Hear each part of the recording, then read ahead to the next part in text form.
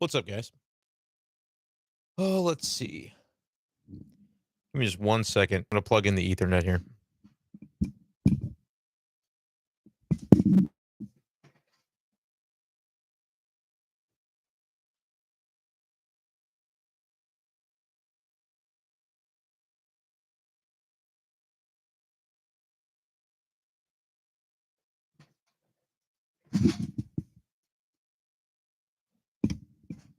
All right, hold on now.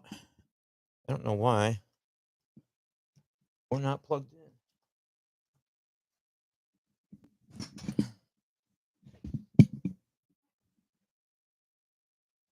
Let me know if you can see me. Let me know if you can hear me. That was the win of the year for the Cardinals so far. Oh, I heard something. Get it dialed in. Come on. It's showing me Wi-Fi. That's not what we want, though. We want the good stuff. There we go. Okay, Ethernet's plugged in. I don't know why it didn't do it before. What's going on, guys? How we doing? Can see me, hear me? You might see on the right side, it says only subscribers of 1 minute or longer can send messages. That is just to make sure y'all do me a solid and subscribe before you jump into the chat. It's free, costs you nothing. I set it to a 1 minute timer, so you'll be able to instantly, well, not instantly, within a minute, you'll be able to get your thoughts in on the Cardinals win once you subscribe. But do me a solid and subscribe to the channel. Go ahead and give it a like. We've got 30 people in here, 11 likes. I could do that math. Some of y'all got to get on the horse and like this thing. All right. Yeah, what a game. We're going to talk all about it. We're going to talk about, and here's why I need you guys here. Here's why I need the people that are watching the stream, because there will be aspects of the game that you remind me of that I was thinking, oh, yeah, got to talk about that. Like as you're watching the game, and I'll forget about them if you don't remind me. So all the good stuff from the game, all the bad stuff from the game, because there was plenty of that.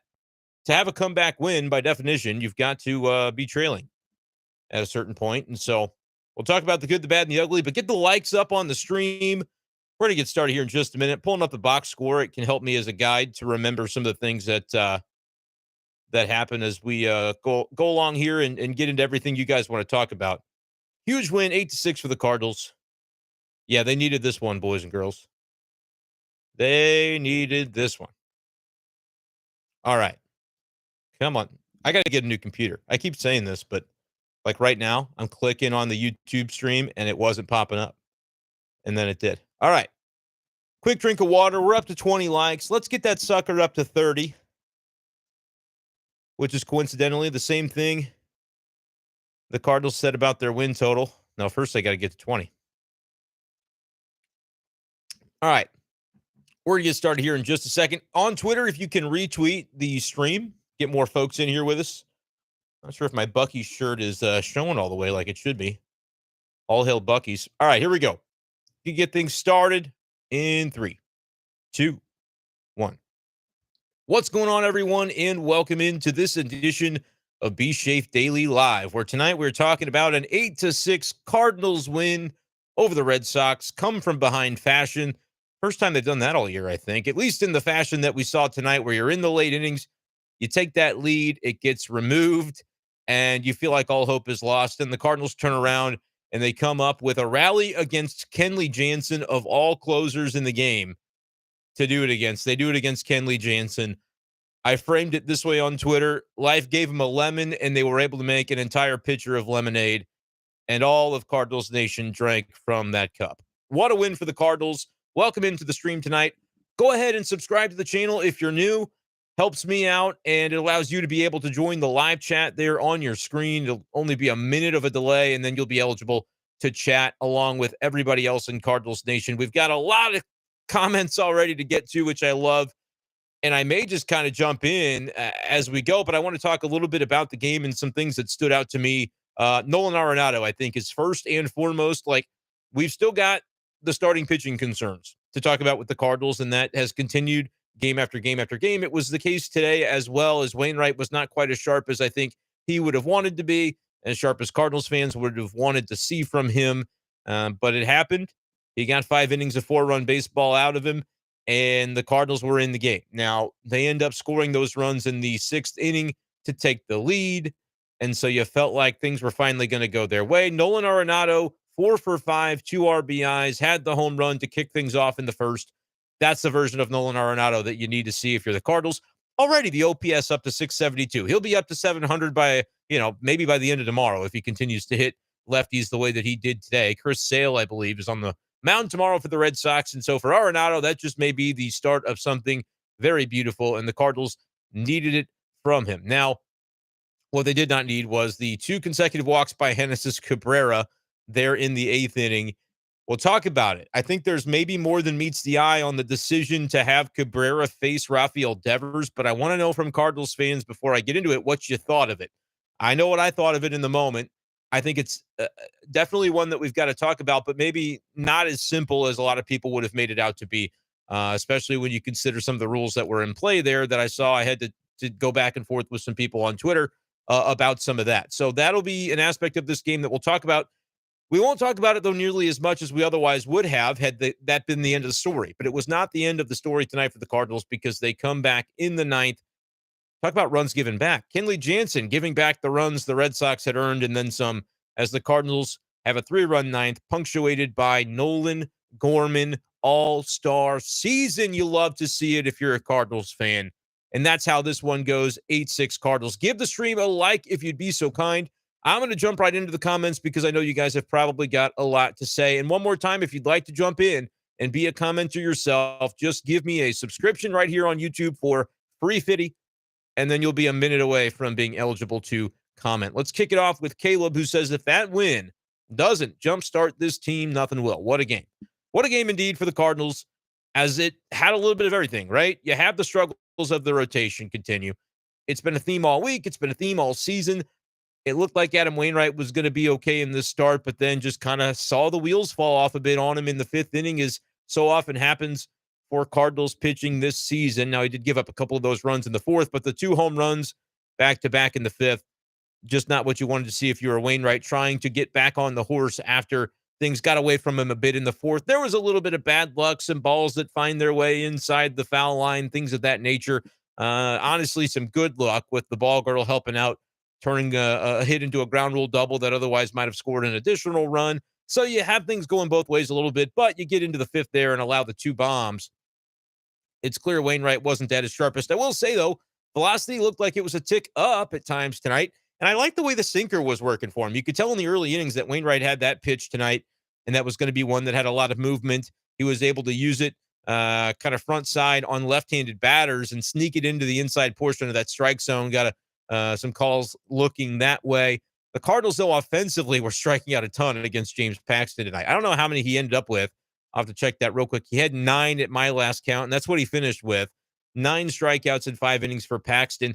It was kind of nice, honestly, that the Red Sox pulled him from the game. I don't know what his exact pitch count was at that point, but it was nice to see because 87 pitches was the number. But when Kowski came in and the Cardinals immediately jumped all over him, were able to grab the lead like that, I thought it was kind of a benefit that the Red Sox didn't throw out Paxton for the 6th. I kind of get it because he's coming off of Tommy John. He hasn't pitched in the big league since 2021. And in that situation, they kind of figured, he did his job. He gave us all that we needed from him. But good thing, because for whatever reason, the Cardinals didn't see this guy as well as I kind of thought they would. After Arenado jumped all over him, I thought this is going to be the barrage we've been waiting to see from this Cardinal lineup against a lefty starter who hasn't been successful even when he has pitched recently. And then you factor in a whole season off with Tommy John. His rehab starts this season didn't look great. I think the ERA was above 6 in those minor league games for Paxton. So a little surprised that the Cardinals didn't do more damage against him, but all's well that ends well. They get the win 8-6. But it's absolutely true, Caleb. That's the one that I think has to be the thing that can jumpstart the Cardinals. But what do they say about momentum in baseball? It's only as good as your next day's starting pitcher, and that has been the problem for the Cardinals because every day's starting pitcher has been rather unreliable. And so if the Cardinals are going to turn this into something that has meaning, they're 14-25 right now. They're still in last in the NL Central. It's a big win. It's one that looked like a loss, and so you can count your blessings that you're able to get the dub today. But at the same time, it's hard not to just immediately turn the page and ask, well, what are you going to see tomorrow? Because if you can't sustain it, what more does it really mean for the Cardinals And it's going to be up to, well, who is next? I guess it's Steven Matz, maybe. We haven't seen him in a while. You'd think I'd be better at like knowing the next day's pitcher, but I just kind of make it up as I go. But yeah, it's a huge win for the Cardinals, and definitely one that they needed to kind of stem the tide a little bit. Because if you keep going further in the wrong direction, it sounds simple, but it's all that much more difficult to then get things going in the right direction. And so to have one go their way and to have it go their way in kind of emphatic fashion is nice to see for St. Louis for once in a season that has really just not had those kinds of moments very often this year. Childish Gambino says, instead of having our hearts broken, we return the favor. What a game. Yeah, it's kind of like the shoe is finally on the other foot for the Cardinals, which you figured it eventually would have to be, right? It couldn't possibly keep going the way that it was going. And then it goes that way for 3 weeks and 4 weeks and 5 weeks. And you're like, good grief. When does it end? Well, I don't know. Maybe this was the beginning of that. Maybe the Cubs series was the beginning of that. We still, though, have not seen starting pitching for the Cardinals turn around. I don't want to pretend like, even though the Cardinals have now won 4 of 5, that all is well in Cardinals land. It isn't when you think about the way these games have been won. Starting pitching has remained an issue. They have not had a single starter go deeper than 5 innings pitched over the last 4 games. It was Steven Matz 5 days ago that had a 5 1/3 inning outing, and then the bullpen gave that up. They had to come all the way back, and then they destroyed the Tigers in that 12-6 win on Sunday. I think that was the Matz start, if memory serves. And that's the last time they've had a starting pitcher get an out in the 6th inning. So that's the task at Matz's feet once again tomorrow to be able to do that. Welcome into the stream, guys. If you're just joining, go ahead and throw me a subscription on the YouTube channel. We are over 660 as of starting the stream tonight. I told myself waking up this morning, wouldn't it be lovely to get to 700 subscribers today? Probably not going to quite happen, but we're going to get there, and then we're going to get to 1,000, and then we'll really start to be able to have some fun. So throw me a sub, and when you do, you will be able to comment on the stream within a singular minute, just 60 seconds. I have it set that way to try and compel you to help me out if you'd be so kind. We're up to 30 likes. I want to see it get to 40, though, if y'all can help me out with that while I read Rhino's comment here. Hey, Shave, thanks for clearing up the 3-batter minimum on Twitter, LOL. Although I hadn't been smoking anything. Yeah, so there was some back and forth with some folks on Twitter about the situation there in the 8th inning. Genesis Cabrera recording the final out of the 7th. He relieved Andre Palante, which I saw somebody ask me. I forget who it was, so I apologize. But somebody said, why did Ollie take Palante out when he was rolling along? And I don't have the exact answer for it, but Cabrera comes in and gets the emphatic final out of the 7th inning, so all is well there. I do wonder, though, because both of those guys are sort of pseudo-lefties. You use Palante like a lefty because he has reverse splits. Maybe there was something extra splitty or specific about the batter that they really thought Cabrera was a better matchup. Whatever the case was, it worked out to end the 7th. But what happens in the 8th is relevant to that, because you know the 3-batter minimum has been a thing for several years in Major League Baseball. But in that situation, when Cabrera goes out for the 8th, he cannot be pulled after the initial walk of that 8th inning, because at that point he has only faced 2 batters. He can pull, Ollie Marmol can pull him if he doesn't pitch in the 8th at all. If you finish the 7th, you can go off into the sunset, and that's allowed. But once you come back out for the 8th inning, now it's the 3-batter minimum. It's in effect once again. You don't have to face 3 batters within that 8th. You need to face a total of 3 minimum. He faced 1 in the 7th, and then he faces a batter in the 8th. He walks the first one, and the second one comes to bat. Had to face that guy. By rule, he had to face him unless he leaves with an injury designation. And I know there was some confusion about that. That is the rule. How do I know? I thought it was the rule, and I double-checked it by Googling it and found it on MLB.com, and that is indeed the rule. There's no shame in checking yourself. You check your work, my friends. So I checked it. That was the case. And so Ollie Marmol, obviously, with no decision to be made yet, Genesis Cabrera walks the second batter. I believe it was something insane, like he had thrown 3 strikes and 10 balls in that inning for those two batters, and you're in a world of hurt. You could just see the look on Ollie Marmol's face, man. They showed it on the broadcast, and they lingered on it after that second walk of the 8th inning, and the face said, "Could y'all please not right now? Like, could y'all please not do this to me right now?" And it was the gears were spinning. I think Ollie, and y'all can let me know what he says on the post game. I think he was making consideration of, what do you do here? Do you go out? Do you stall? Do you give Ryan Helsley some time to warm up and give him Rafael Devers in that situation? Or do you let Cabrera face him? Now, here's the situation. Left on left in his career, Devers has a 7-some-odd OPS against left-handed pitching. Against righties, it's well over 900 for the career of very good, very underrated slugger Rafael Devers, longtime Boston Red Sox. All right, so that's the situation if you're Ollie Marmol. You know that it's a better matchup if you keep Cabrera in there left on left. But if you watched him pitch to the previous two guys, you know that's a decision. You know that you might be passively doing nothing by leaving him in there, but you are actively making the decision not to take him out. That's really the way I think you got to think about it, because he looked rough. And whether he was going to walk him, like, how does this normally work when a guy walks two guys? He's not going to walk the third guy. What's he going to do? He's going to groove one, right? He's going to try to be a little too fine. He's going to groove one. The matchup so very overwhelmingly favored going left on left there for the Cardinals that you're caught between a rock and a hard place if you're Ollie Marmol. I know a lot of people said, what is Ollie doing? Is he sleeping on the job? I can't wait to hear what he says post-game. He's probably already said it. It's probably been on TV, but I'm here with y'all, so I don't know what it was. But I can understand that that's a tougher decision than I think people were going to make it out to be, because as he was facing him, as Cabrera remained in that game, I thought, I'm going to Google this and I'm going to find out that Devers splits, because I didn't know him before I looked it up. But I said, I know I'm about to look this up and see an overwhelming split advantage to keep with the lefty. It's the only lefty they had ready. It was the only one they have. That it's the move they had to make if they were going to go left on left. You got to stick with Cabrera. But there's another school of thought where you say, I've seen Cabrera throw to two plate appearances in a row, and this ain't ending well. And so you could have gone the other way with it. He had to face the second batter of the eighth once he walked the first. You cannot legally take him out. But he did not have to face Devers. It was a decision, and obviously it didn't work out.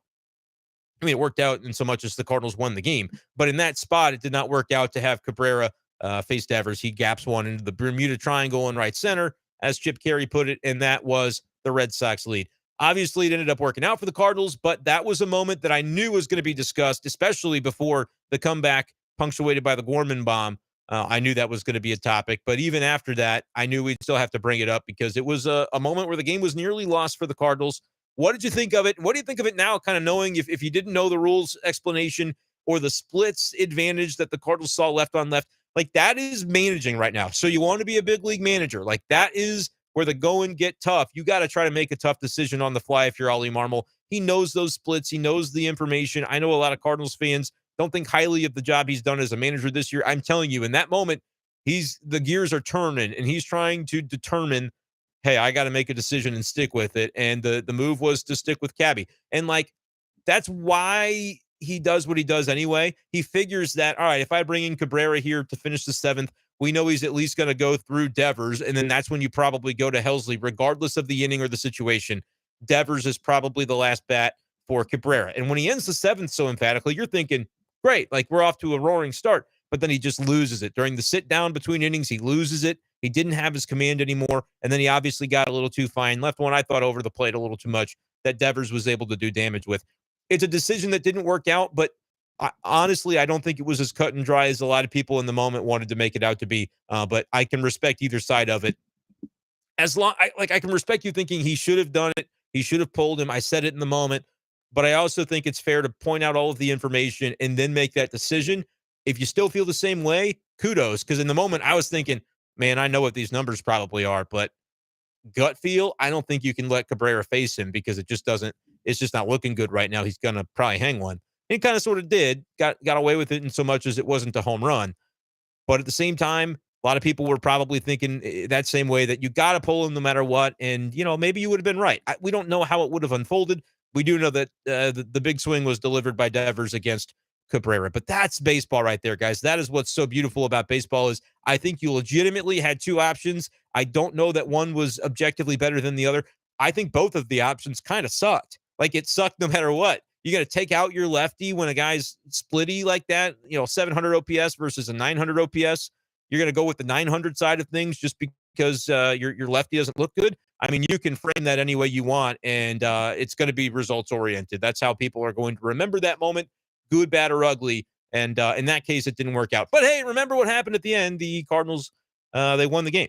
So that's pretty cool. Almost to 40 likes. Going to take a sip of water because I'm kind of yelling right now. But subscribe to the YouTube channel, and you too can be commenting alongside all your friends in a matter of moments. 60 seconds, actually, is all it takes.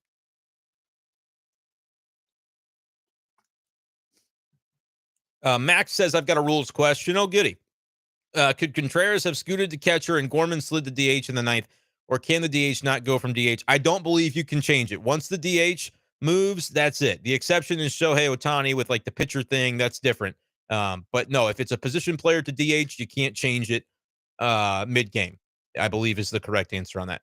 Before you get your pitchfork out. Yeah. I don't think they could have done anything like that. And also, if they didn't start Contreras today, they weren't putting him in at all at catcher. But you burn the DH if you did so. But I thought this might be a game Contreras would start. We've talked about the fact that Wainwright calls his own pitches via PitchCom, and so maybe when they do reintroduce him, and they're going to do that, they're going to have him back there at some point. I kind of figured when they eventually got to that point with Contreras again, it would be a Wainwright start to ease him in.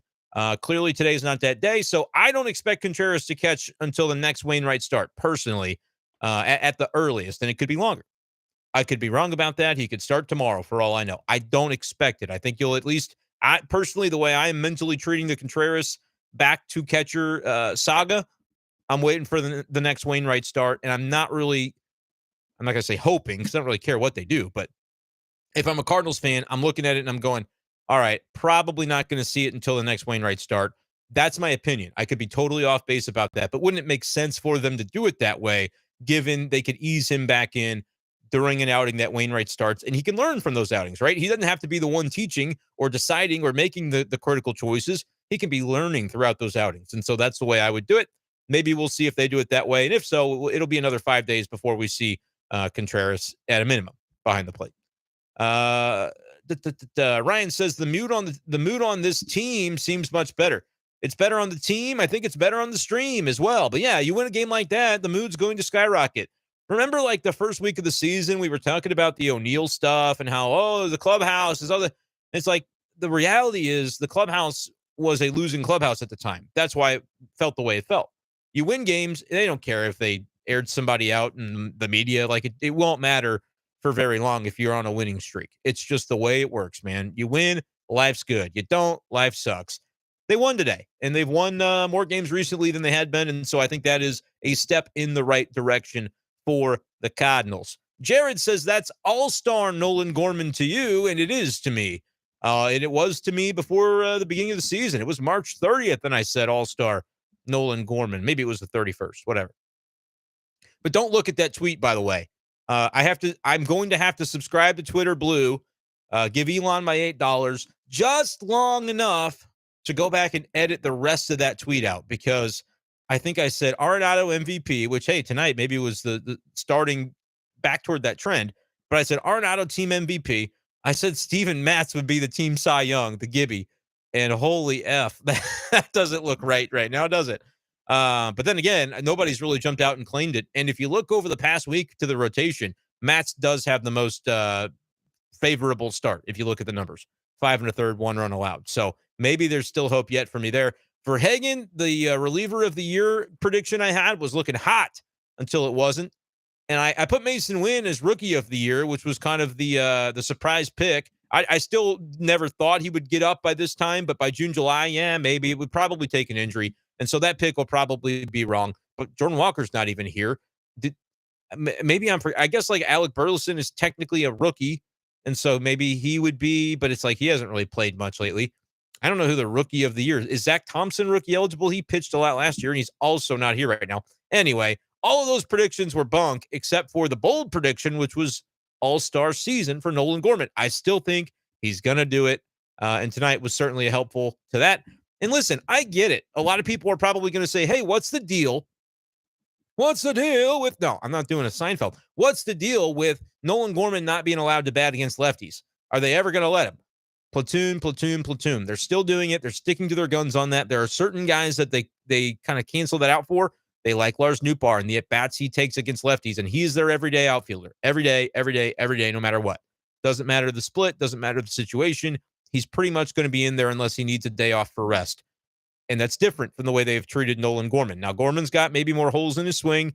Lefties can take advantage of him on the mound in ways that maybe Nootbaar is able to work a walk or do some certain things. And so that's the way they've chosen to do it. Should there come a point in time in Nolan Gorman's career where the Cardinals are willing to extend some latitude to him against certain lefties? I think yes. I think it would be better for him long term. How are you ever going to become an all-star player if you don't play every day, or at least have the opportunity to play against both-handed amphibious pitchers, as they call it, right? And so I get it's a fair question, but the Cardinals are pretty much sticking to their guns on that because right now this is not about the development of a player. It's about, can we win today? And that's the way they have, to a fault almost, put their lineups together this year, to the extent that guys didn't really know their roles and they weren't comfortable. And that's why they had to send out Walker, because the role, it just was not working. And so you saw what you saw with that. I don't know what's ultimately going to happen there when it comes to Gorman, but for now, they're not putting him in lefty on lefty matchups for the most part. And we'll see. We'll see. A lot of people would say Donovan should be in the starting lineup against lefties more often because he's kind of built from the, cut from that Lars Nootbaar cloth a little bit, where he just takes good ABs. And I tend to agree with that. But, they've got Paul DeYoung playing well right now. Right. He's a righty going to face a lefty. They got Yepez into the lineup tonight, which I think this was well done by Ollie Marmol. If you're going to play Yepez in left field ever, you might as well do it when left field is the size of a sandbox. And the weird way that Fenway is cut with the Green Monster, that's what you get. And so I think that's fine. I think that was fine to have Yepez in there and try and stack the lineup with righties. You minimize any defensive deficiencies that he might have because of the ballpark. Now, granted, your shortstop better be ready to help out on balls careening off of the Green Monster, but I think they handled it pretty well tonight. Trevor says, what a win. 3 sentences. Ryan F. says the bass clicking sure helps, though I do think the starting pitching still needs work. And you're right. It does. I mean, Wainwright started off decently tonight. Like I said, I really liked how the sinker was looking. I thought, dude's onto something here. The curve didn't look too sharp to me. I don't know what he may have said about it, but in the curves that I saw him throw, it didn't seem like he threw it as often tonight. But that was anecdotal. I may have just not noticed him as much. But I didn't think the curve was quite as sharp tonight, and obviously ends up getting knocked around. And the reason I specify around, I don't know if anybody listens to the big show on KTGR, but one of the funniest things that has ever happened on the show happened yesterday when my co-host, doing the big deal off the top of the show, talking about Jordan Montgomery's outing, he said, and the Cubs, they knocked up Jordan Montgomery. And I said, what? They did what? And we absolutely lost it. So knocked around is the phrase that you're looking for there. If you want to hear that clip, at KTGR Big Show on Twitter, it's one of our recent clips that we put out. It was hysterical. You'll hear me laughing in the background for like a full minute. I couldn't even control myself. And then the producer played Marvin Gaye. Let's get it on. It was hilarious. All right. Anyway, Rhino says he can hear me. Chan, the man's in the house. Craig says big night for Nolan Goldie and Gorman at the plate, but don't sleep on Newt. Just doing the things Newt does to deserve to be in that everyday lineup. Remember back, now longtime listeners of B-Shape Daily will remember this, but there's a story. It goes this way. In 2022, I was driving either to or from spring training. I think I was on the way down there. And I was trying to get into the B-Shape Daily groove after a long winter hiatus. I really wasn't doing off-season episodes back then. Now I'm on the grind. I'm going to do year-round. You'll be hearing my voice. If you want to talk Cardinals, I'll be here. But the way it went was that I'm like, I'm going to record a podcast in the car.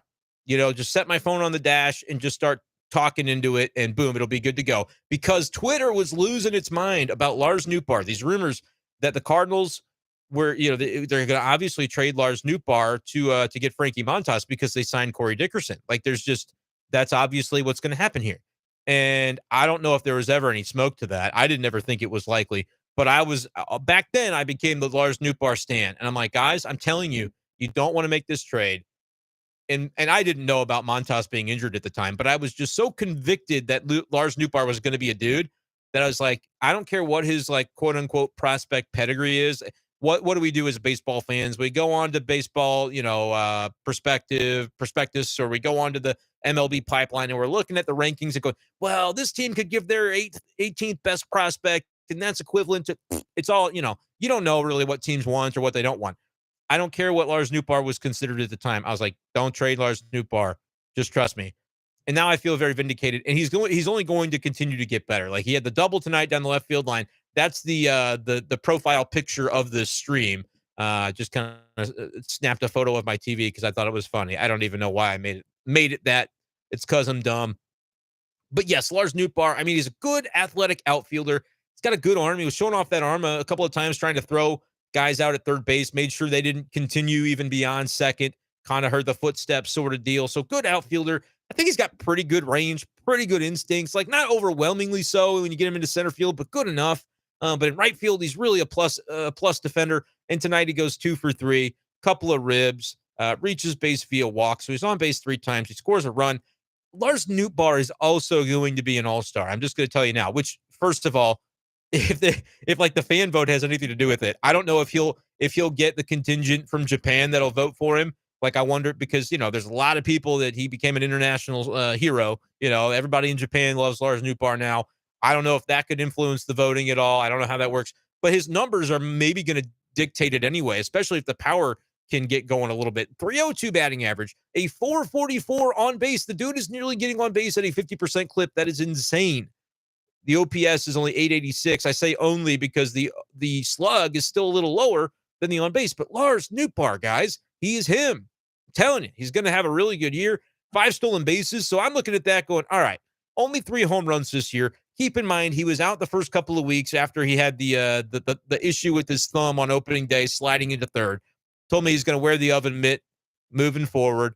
I assume that's still the plan. I haven't really noticed, honestly, if he's wearing it or not. But he said he told me he would. But nevertheless, you can kind of parse this out a little bit. We're about almost a fourth of the way through the season already. I know it's kind of crazy to think about, but it's getting there closer and closer by the day. But multiply his homers by 3 or 4 or 5, and you get to maybe 12 to 15 home runs. The RBI is only 50 or 60 or whatever. But again, I think it's because he missed a couple of weeks.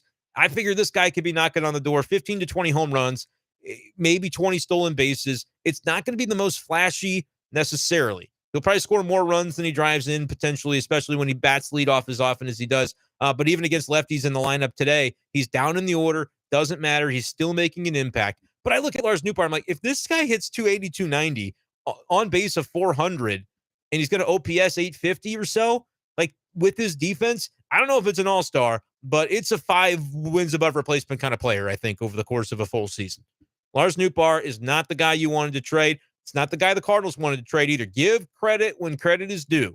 Everybody wanted to trade from the outfield glut for a starting pitcher in the offseason, and I get why.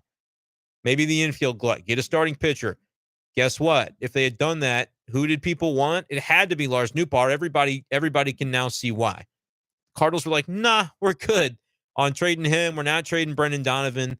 It's just the folks that the Cardinals could have conceivably gotten value for are the people that they wanted to be in their everyday lineup. And so that's why, even though I do agree, like Mo needed to have found some maneuverable ways to make a trade in the offseason. Whether it was for a catcher, obviously they went the Wilson route, and we'll see the fallout of that as time goes, or for a pitcher, right? That would have been nice. Get a starting pitcher, somebody they could rely upon. It would have cost them players they didn't want to trade. And so rocking a hard place, I get it. I get that the results have been bad, but I will say, you want to trade Lars Nootbaar for somebody? I don't even care who you say you're getting. The answer should probably be no, given he's team controlled for years to come. That's a guy that is an early extension candidate if I've ever seen one as well. Because I just think he's a heck of a player. Tim asks, honest thoughts on what pitchers Cardinals could realistically go after in a trade. I don't have any. I do not have any realistic ones because, first of all, they're 14 and 25. I've never seen a team 11 games below 500 be a buyer at the deadline, ever. Now, could they start to work their way back into the conversation? Yes, I still predict they're going to win the division. Crazy, I know. But I just think the division sucks, and they don't. I don't think the Cardinals are a bad team, and I think pretty much every other team in the division is either bad or mediocre or like the Brewers slightly above, provided their pitching health it holds on, and then they could be a little bit of a factor. But otherwise, I still see the Cardinals as the team to beat. So that being said, I think they have to win a lot more games before we can talk about them trading for a pitcher that's like a Lance Lynn, right? His ERA is bad, so I don't even know if you should want him. But you know what Lance Lynn brings to the table. Change of scenery, maybe it'd be good for him. Familiarity with St. Louis. Does he even want to come to St. Louis? I don't know if he has a no trade. All of those things are factors. Now, other guys with the White Sox, like Dylan Cease, would be that trade that you could make for not just this year. And so they can make that trade at any time because if they decide they want to go after and maybe sign him to an extension or have him for a couple more years, that'd be something you could do. But we're right back into the boat on the same names we just talked about, them not wanting to trade. Lars Nootbaar, they're going to want the good players, or the good prospects, the Mason Wentz. So uh, that's tricky. And what do you do exactly right now? Which Cardinals starter would you replace in the rotation if you acquired somebody via trade? I don't have the right answer. Like Flaherty's got the worst ERA, I think, but I don't think they're looking to replace Jack Flaherty. Wainwright's actually probably got the worst ERA, but he's pitched only twice, so I'm not going to really count that yet. Um, Steven Matz, again, last time through, he was their best starter. Might not maintain that way, but it's what he was the last time. We'll see what he does tomorrow. Michaelis, you've signed for 2 more years, so I don't think they're not replacing. You know what I'm saying? Jordan Montgomery, he's been their best starter, despite what happened in his last start. So it's tricky. The starting thing is tricky. I don't have an easy answer for who they want to go after, but Dylan Cease would be the name that you can circle and to say if they want to really spend up in terms of the acquisition cost, and it will cost a lot. If he should become available, though, and the White Sox say, yeah, we'll sell him, the Cardinals do have, I think, the pieces to make a deal like that happen, but they're going to be reluctant to pay the price. That's kind of the way I look at it.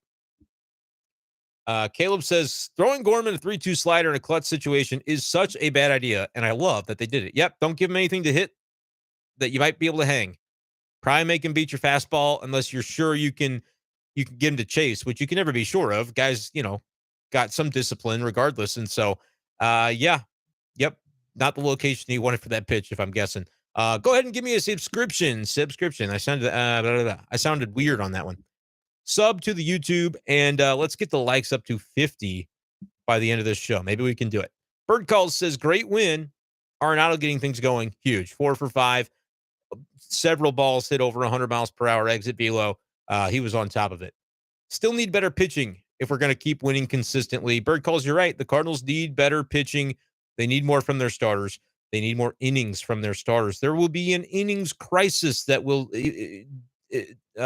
develop. Can't use my words tonight.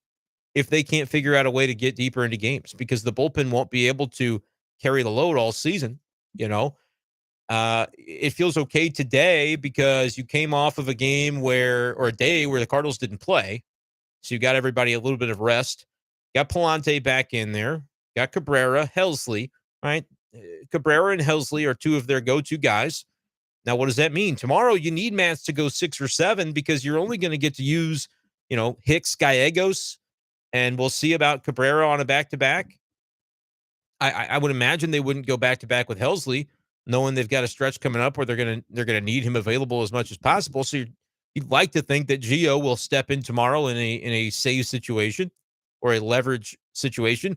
But again, wouldn't it just be nice to have one of those days where starter goes 7 1/3 and you use like 1 or maybe 2 guys off the sheet? That's what the Cardinals need. And they haven't gotten outings like that. Plain and simple, their rotation hasn't been there to do that for them. And it's only May right now, so you don't fully notice the impact of that, but you will as time goes on. It's inevitable that you'll notice it because the relievers will just kind of lose a little bit of luster, and we'll be shocked to our very core in August or late July when, whoever it is, Helsley, Gallegos, whatever, just starts giving up bombs. We're like, what's going on? Well, the well has been tapped a few too many times, and they don't have it left. The Cardinals don't want to get into that situation. So it is up to the starting pitching. We cannot say it enough times because it is absolutely true. Max says, Tim, if we're even close to competing in July, we better be throwing money at Detroit for Erod. Yeah, Erod would be a guy to look at. I don't know his contract situation offhand, but he's been really good for them to start the season from what I've seen. Chan the Man, upcoming series against the Brewers should be a nice test to see if these new wins are by accident or if they're for real. It's going to come up to the pitching, though, Chan. Like, you can win games without great starting pitching for a little bit. They've won 4 of 5. They have gotten 1 good start in those 5, and the other 4 were either mediocre or ineffective in one way or another. Like, Michaelis only gave up 1 run, didn't even get through 5 innings, was not efficient. That's not sustainable for a long season of success. And so I get it. Like, you could look and say, well, the starters, nobody gave up more than what? Well, I guess Montgomery did. What did he give up? 6 runs? They knocked him around. They knocked him around. Other than that, though, you kind of were in all of the other games, and it was just the case that they weren't able to get it done with getting deep into games. 5 innings, 4 1/3 innings, things like that. Not acceptable lengths for the starters to go. but it's not anything new. It's not like we haven't been saying this the entire season. And so I guess we shouldn't be surprised at it by this point. But at the same time, the Contreras thing was, I thought, because he was having trouble. And so they were going to make a switch. And then, like, I don't know. It's not Contreras out there anymore. So who do you blame? I think at some point you got to acknowledge that the pitching is subpar. I still think it could turn around and be better than it's been, but I don't know if it's going to be elite. I don't know if you're going to, unless you have some sort of major revelation that this rotation turns into a top 10 or even top half of the league rotation at this point. Max says Bucky's represent absolutely. Gotta love some Buckies. Laborer 88 says the good news is 8 runs scored. Bad news is you give up 6. Yeah.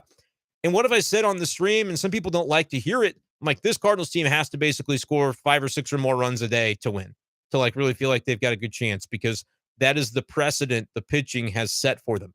And I've gotten comments back, and those folks who've said, but it's not sustainable. You can't expect your offense to get you 5 or 6 a day. Then nobody really does that over the course of a season, averages 6 runs a game. I'm like, I know that's a problem, but that's the way this team is built right now until the starters take on a little bit more of that load and take responsibility for their performance in a way that fixes it, right? It's great. You can say, oh, we got to be better. And you're right. But until you do it, these are the kinds of games that the Cardinals are going to have to win. And this is the first time they've really won this way in emphatic fashion. And it's like, they're probably not going to do that every night. So you have to expect something to change in terms of the pitching in order to win more games, which is, they're still 11 games below 500. Long way to go, but they're taking steps in the right direction, which is at least something. Make sure to subscribe to the YouTube channel, by the way. If you'd like to be able to comment on the right side, you can do so after 1 minute. You subscribe, 1 minute later, YouTube will let you comment. So appreciate that. And we're so close to 50 likes. So can we get there? We shall find out. Alex says you lose the DH position. Yep, that is correct. We did cover that.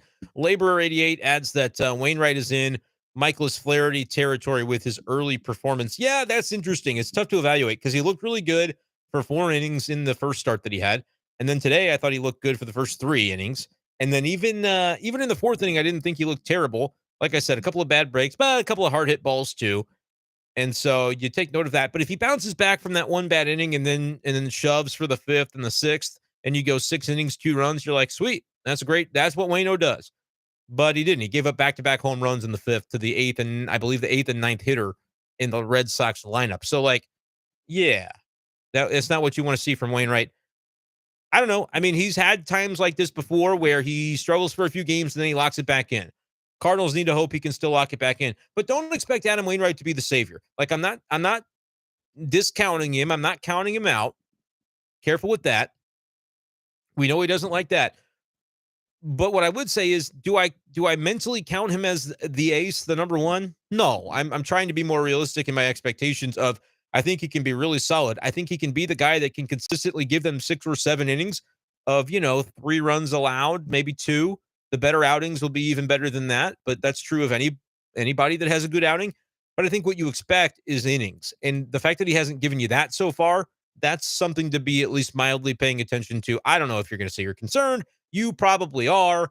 I've seen this show enough times to know that I'm going to give it a little longer before I say I'm concerned about Wainwright, because I actually saw some encouraging things tonight until those back-to-back homers. If you take those out of it, which again you can't do, it's the whole defining part of his outing. So I get that part. But if you are able to look around that at the way he looked tonight, just to the eye test, I thought he looked pretty good, and then it kind of fell apart on him. And I'm sure he's evaluating the reasons for that and what happened there on those pitches. Like I said, haven't heard his post-game comments, but I'm sure I'll get a chance to look at him after this is over with. Childish says, the game reminds me of the Jansen meltdown against the Cardinals as a Brave last year. Also, it's amazing to me that Gorman hit a nuke off him in the first appearance against him. God, they needed that. Yeah, I mean, that's not exactly an easy guy to face if you haven't had some familiarity with Kenley Jansen. But Nolan Gorman he's made strides at the plate. Like, Ollie Marmol told us all spring that it was true. And I don't know how much we really bought into it until we still got to see it translate into the season, but he has translated it. And part of it, you might say, well, they're not playing him against lefties. Why? His numbers are so good. They should play him all the time. The other side of that coin is, well, maybe his numbers are so good because they have been able to largely protect him against lefties to where he's not in those at-bats that would otherwise be unproductive for him. So I get it. It's a chicken or the egg kind of conversation, but his numbers are really good and he's helping this team win games. And I like, too, that if they're not going to play him against lefties, at least when they do put him in, which, again, today was a pinch hit situation, and so he got into the game late. And I was thinking, and people were asking, why not Gorman there in, like, was it the 6th or 7th when DeYoung had the bases loaded? I guess I can look this up because the Cardinals did score in the inning. It was the 6th inning when it happened, and the Cardinals were trying to get back into it after the Red Sox had taken the lead for the first time there.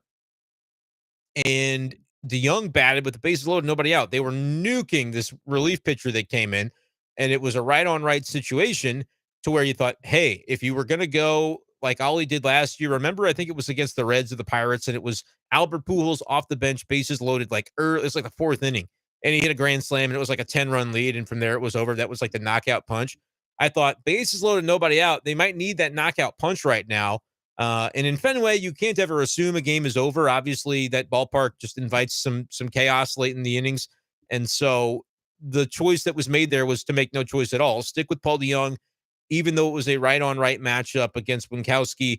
And then he grounds into the double play. They score a run on the double play, and then Nootbaar ends up, I think that was when he sliced his double in to score the next run.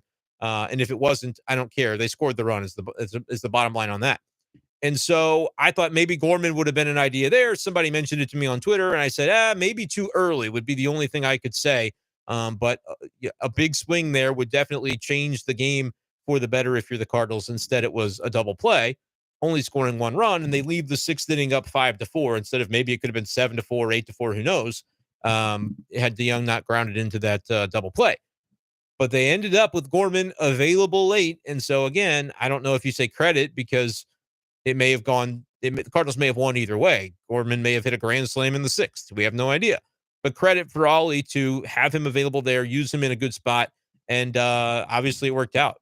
Taking a tough AB against Kenley Jansen, it doesn't get much tougher than that, even though it's not a left on left at bat. Gorman was ready, worked a deep count, and sent it into the night. That was a big time swing, man. Cardinals needed it. It was well timed. And they get that win with Gorman helping out. But the other thing I was going to say is when he does bat in the lineup against a righty starter, I like that he's up in the lineup. He's batting third, so you're maximizing the at-bats that he does get on the days that he does play, which I think has been effective. Trevor says Nolan squared season incoming. Yeah, both Nolans really helping out tonight, and Goldie was looking good as well. I believe the first couple turns through the batting order, Paxton had given up just 4 hits, and all 4 of them were to Goldie and Arenado. Goldschmidt ends up going 3 for 5 with a run scored.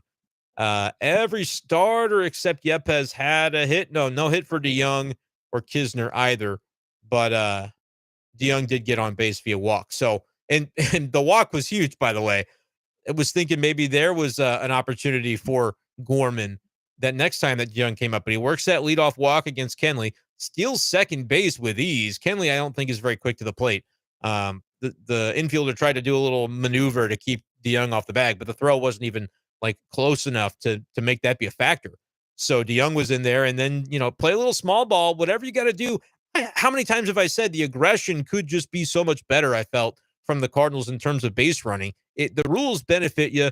The Cardinals are known for the Cardinal way, which to me is aggressiveness in the field and on the bases, aggressiveness with effectiveness, though.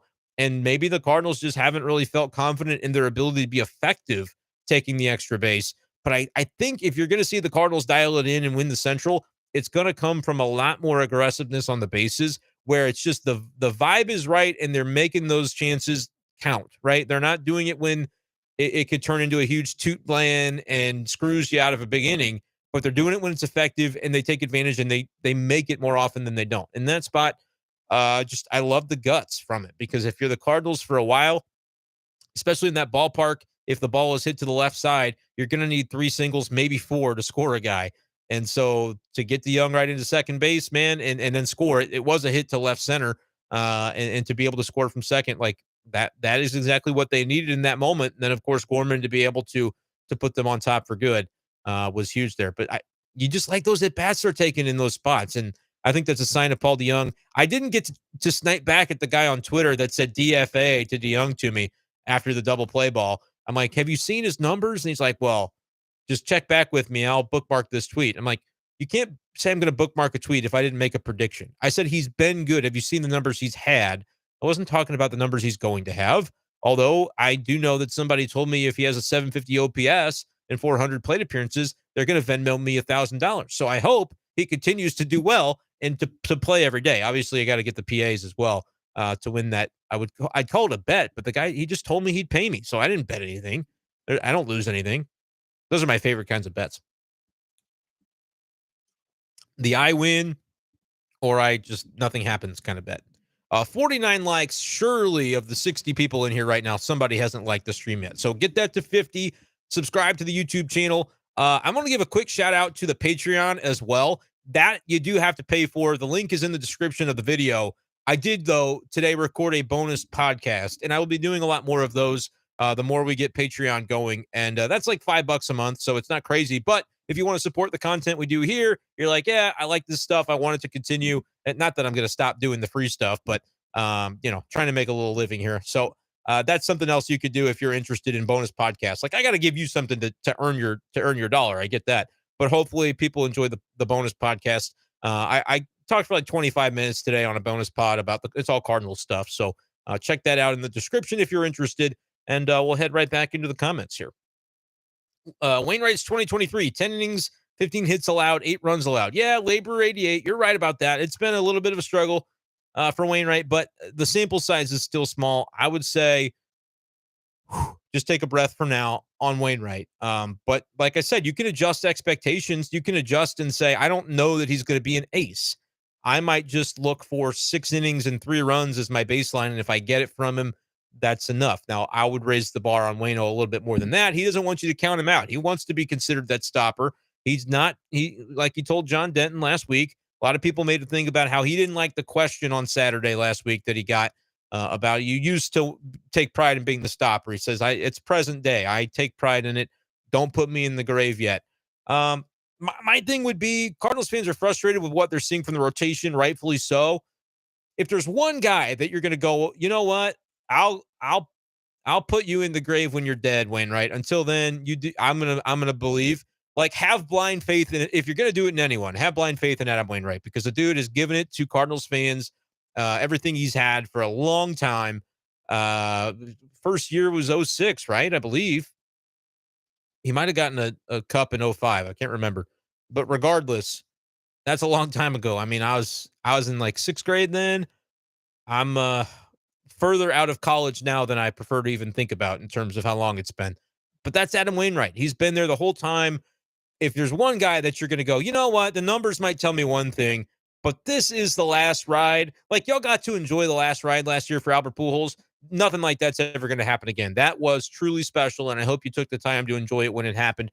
Yachty was in his last year, and it didn't go the way Albert's did. He had injuries. His body's breaking down. That's the reality of it when you get a little older. But you still got to enjoy the last ride of Yachty, and the fact that both those guys had a base hit in their last at-bat ever in the playoffs, that's chill stuff, man. Like, those guys are special. Adam Wainwright is special. I would say whatever you think, whatever you're inclined to believe, I would just go ahead and say, nah, I'm going to pretend like I do believe, even if you don't believe, and like give Adam Wainwright your due and your attention every 5th day. That might sound like a homer-ass take, and that's fine. But there are very few guys that I would say something like that about. I just think Adam Wainwright, he's giving you what he's got, and man, you're not going to get to watch that too many more times. So I would not treat him like any other player. And maybe he wouldn't ask for that. He would say, no, hold me to a standard. Like, that's what I need. But also, I'm like, going into an outing, pretend like you believe in what Adam Wainwright's about to do, because he very well just might do it for you, because that's what he's done throughout his whole career. So that's my little soapbox about Wainwright, but we'll see. And as I read that, the next comment from Asher was, yeah, Waino is washed up. Dead Army needs to go. Asher, just rewind the stream like 2 minutes ago and then listen to everything I said over again. If you don't agree, I don't care what you think, because I've said my piece. So there you go. That was a little mean. Sorry, Asher. Starting pitching has to perform better, and the laborer is correct about that. Trevor was messaging me about this during the game. He was very upset about the strike zone from the umpire, and it was horrendous. The high curveball strike 3 that he didn't get that Wainwright didn't get before those 2 runs scored in that. I think it was I want to say the 4th inning is when that call happened. I think it was a strike, but it's one of those where it's a looping curveball, and it may look right on the Fox tracks or whatever they call it on Bally. It may look like it's in the box. I could have seen the argument made that, well, it loops right in over and then it kind of lands there in the catcher's glove. I thought it was a strike. I was surprised they didn't call it. But, that's just one of those deals. We've seen that, though. This is nothing new. Umpire strike zones have been a problem all year in baseball. Connor says it concerns me the Cardinals have multiple guys in high leverage spots like Palante and Cabby who've literally been demoted to AAA at some point this year. Talk me off the ledge with that. Well, that's good. Connor, the one thing I would say is there's something specific to those 2 guys in particular that they're the same, basically, and it's that they're both left-handed. And I know what you're about to say. You're going to give me this BS about how Andre Palante throws baseballs with his right hand, not his left. I know, but he's a lefty for the Cardinals. The way they use him is as a lefty because he's always had reverse splits. And they talked about on the TV broadcast a little bit why that is. And Edmonds was kind of getting into the repertoire and how he has like a stance that comes across and it makes it a little more difficult on lefties. The ball gets on you. He's had success against lefties, so the Cardinals use him that way. And intentionally, Boston stacked their entire lineup with lefties tonight against Wainwright. And so the reason the leverage spots in those middle innings, whoever lefty, righty, doesn't matter. You're going to get Helsley in the 9th, for instance, if he's available on a given day to close a game and it's a save situation, you're going to get Helsley. Otherwise, you're going to get Gio. Like, that's the way it works for the 9th inning. But in those 6th inning, those 7th inning, that area, it's going to generally be handedness dependent. And in the case of a lot of lefties, you're going to get a lot of Cabby, a lot of Palante. In the case of righties, you're going to get more Jordan Hicks. And I would have said Verhagen, but he's kind of fallen out of favor with regard to that. And so I don't really know who your other righties, Gio, if it's late enough in the game, and then you can bridge to Helsley that way. But that's kind of the thing, Connor. And they use the Memphis shuttle to their effect because, A, the starters have gone not very deep into games, as we've talked about. It's created strain on the bullpen. And the shuttle has to churn even more because of that, because they've got to always make sure they've got fresh innings. And it sometimes is to the detriment of the team. When Palante went down, I didn't think he should have been down for as long as he was, but they had to leave him down for X amount of days. I think it's 15. And the reason they had to send him down in the first place was because at that moment in time, they needed the innings. He was still a major league caliber pitcher for them. They still thought he was going to be a part of their future this season. But at the time, he had just given up that grand slam, and they're like, we got to have somebody go down so we can get a fresh arm. And he was the unlucky recipient of that little trip to Memphis. So he got some barbecue in him. He's come back. I don't think you should read too much into them being demoted and then being relied upon later on. Cabrera, I think, looked like it took him a little bit to get his season going, and I think it was I'll go ahead and say, and maybe this is wrong of me to say, but it was probably the wrong decision for Genesis Cabrera specifically to go to the World Baseball Classic, just because he was a guy, whether he knew it or not, that was fighting for a roster spot to begin the season, and he lost that fight. But then they called him up, and he's looked really good since. But maybe he could have had the whole season that way had he not gone. But that might be wrong. I might be speaking out of turn on that. So, but that's kind of where I'm at on it, Connor. Like, I understand the concern. I think it's fair, but it doesn't concern me all that much when you break it down and see the reason why it kind of happened the way it did, particularly today with the way they stacked it with the lefties against Adam. More Wainwright slander from Asher that I'm not going to read. Poor Maple Leafs from Alex. Scott, love the game, but can you help me understand how Gorman reached base 13 of 24 and is toting a 431 OBP for the season, is in the A spot? Well, Scott, he didn't start the game. He was pinch hitter. Yep. Bird calls, you nailed it. He was pinch hitter. And the reason he didn't play, we've been over, lefty. They don't trust him, or they feel like they have better options against lefties. And that's the other thing. It's kind of like with other guys we've talked about. When they go to other organizations, like a Patrick Wisdom gets to go, fail for a while with a team that has no prospects on winning, so it doesn't really matter what he does, and he gets better because of it. He gets a chance to fail. Gorman has not had a chance to try and fail against lefties because the Cardinals have other guys that they think can take those at-bats more effectively, and they're trying to win every game that they can right now, and they always have. I mean, for as long as I've been alive, the Cardinals have been a team that's contending pretty much every year, and so they don't have time for a project to say, let's give Gorman 600 ABs and see what happens. And by the end of it, maybe he'll learn to hit lefties, but they don't have the luxury of doing it right now. that does stunt development. You can't deny that there's the 10,000 hours rule, right? You got to do something for 10,000 hours in your life, and then you can be kind of considered an expert in it. He's not spending those hours facing left-handed batters in major league games because his team needs other guys to be doing that, because at present they're more effective in accomplishing it, is the belief of the team. And so that's why he doesn't start against lefties. We'll see long term what the ramifications of that are, but that may be one that we don't get to really know until 2, 3, 4, 5 years down the road, when we see what Gorman's output is or his opportunities are against lefties. Edman with a big righty hit, but Gorman can't bat versus lefties still. Yeah, I mean, Edman has been able to have some success, though, and Gorman, in fairness, last year is the last sample we really have of him doing it much, and he didn't do that well.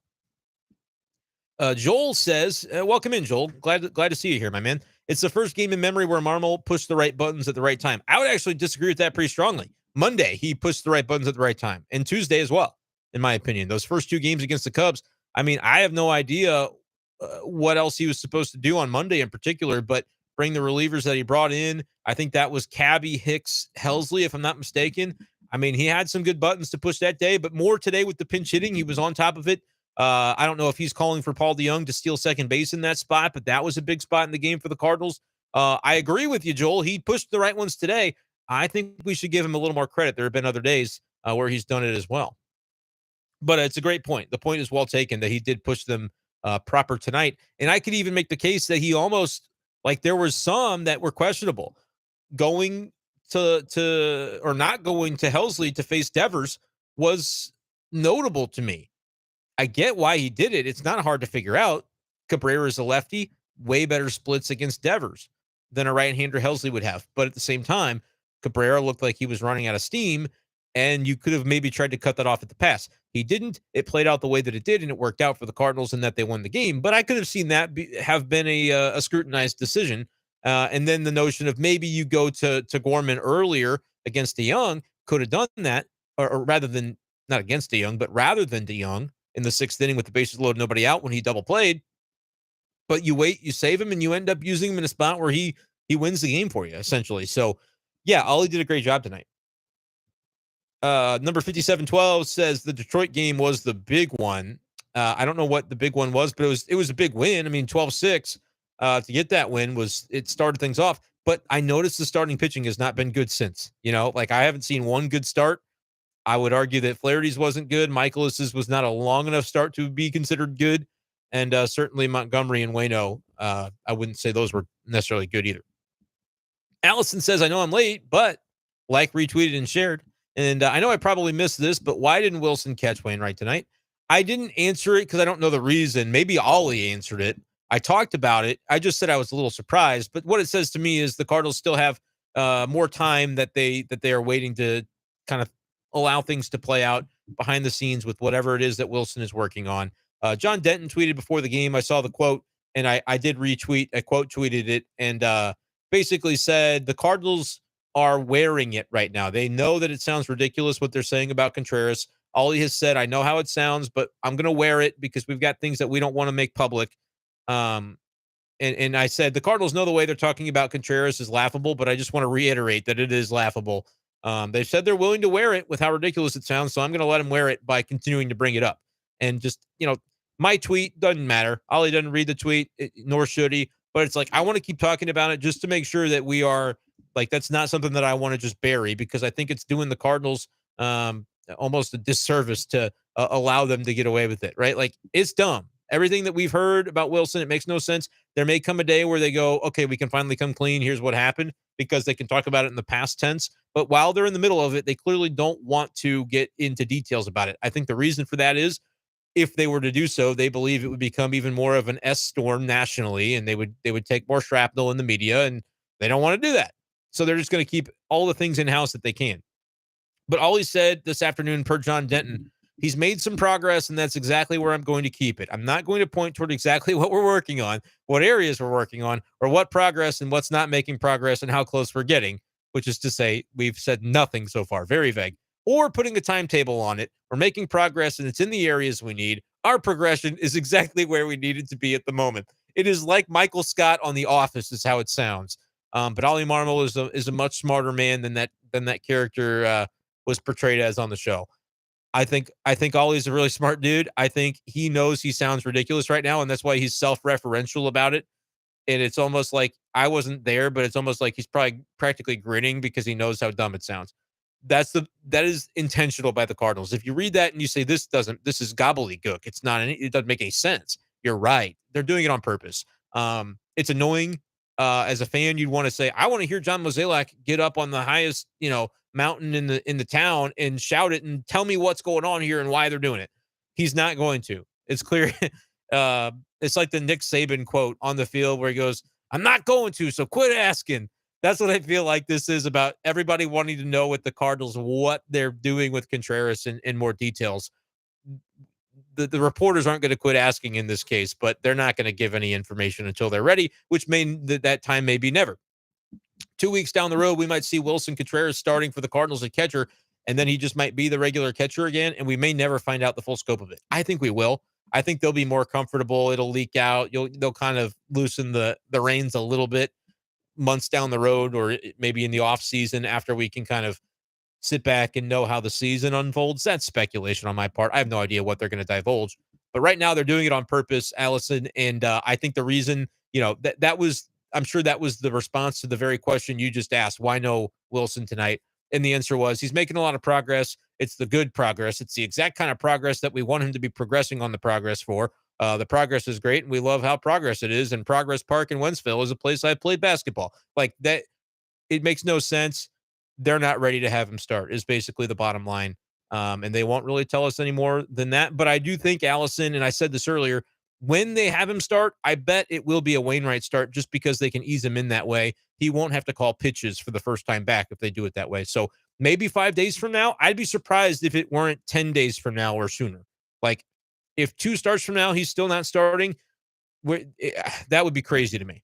But we'll see. We will see. Ryan says, Brendan, do the pitching coaches use iPads during game? I think so. They do whatever they're legally allowed to do. I don't think they can do like anything live or whatever, but I think they can rewatch stuff that's happened, I believe is what they can do. But I'm not 100% on that, Ryan. I think that's right, though. The Grave of Einstein. No! Not Twitter. What are we on? YouTube did it to me again. Skipping me down the chat. Making my way downtown in the chat. Okay. The Grave of Einstein. The most emotion I've seen Ollie show in a game yet. The Oliver Marmol fluoride stare got broken several times. It was impressive. Yeah, I mean, but you can understand why Ollie's kind of been very stoic recently, right? Like things have not been going their way, and he's just like trying to will something into existence. So I like seeing that side of Ollie too. He's not always this stone-faced guy that Cardinals fans have seen for weeks, because the Cardinals aren't usually losing 8 out of 10 or 11 out of 14 or whatever it was. He'll be fine. They'll be fine. Things got bad, but at least we're past like the fire Ollie stuff. Maybe we're not, but we're past the point where I thought it was possible. Because I thought, man, there's a moment there before the Contreras stuff. And then once the Contreras stuff happened, I actually thought, oh, they're not going to fire Ollie, because this goes way deeper than, the decision they made when everybody said fire Ollie. And I was like, I don't think they're gonna, but at some point they got to do something. The something was Contreras getting pulled. It wasn't like Ollie was never in danger, is the reality. And good, because I think he's a good manager, as I continued to tell you guys throughout the darkest days. And he said, remember when he said it takes a hell of a lot of courage to be patient? I kept remembering that and thinking Cardinals fans don't have the patience right now for you to be saying that. But and again, I'm not going to act like the Cardinals are out of this yet. They're still 11 games below 500. I get that. And the starting pitching is not fixed. But the move that they made, the radical move, they did need to do something. If Contreras being pulled from catcher was going to be the something, they should have communicated it a hell of a lot better. That was a complete freaking disaster last weekend. The communication was as bad as it's ever been from the Cardinals organization. And there have been some moments in the recent past where you go, what was the communication on this? Like Colton Wong in center field, like, there's just been some of those little moments over the course of time that people can look at and point and go, oh, they totally bungled that. Like Contreras wasn't communicated with. The part that I don't think gets talked about enough is the fact that he did not know Trace Barrera was getting called up. Like he didn't know that was happening. The communication that the Cardinals had internally with Contreras was a joke. That has to not happen again, especially not with a guy that he was your one move this offseason. The human relations aspect of it has got to be improved. And again, I don't know what the game of telephone was like. If it was John Mozeliak tells Ollie, here's what we're doing. Yeah, let's ease off of Contreras. Or I don't know because they won't tell us. And maybe someday they will. And so I say all this because it's I'm going to delve into speculation when I say these things. But I also have to double secret probation, let y'all know that I'm not doing this because I have inside knowledge of it. No, in fact, I have less knowledge than I otherwise would because I wasn't even in the room when some of these things were happening because I happened to have been out of town when all that went down. I was out of town at a wedding in 2018 when the Cardinals fired Matheny. And I was like, if this weekend goes bad and they want to fire Ollie when I'm out of town, that is going to suck. But instead, they changed catchers on us a month into the season, 5 weeks into the season. So, but that was the move. That was the big thing. That was the shakeup. Even if it was communicated really poorly, that was the moment where I was like, oh, this is bad. This is really bad. But they're not firing the manager. They're finding other things to apply blame on.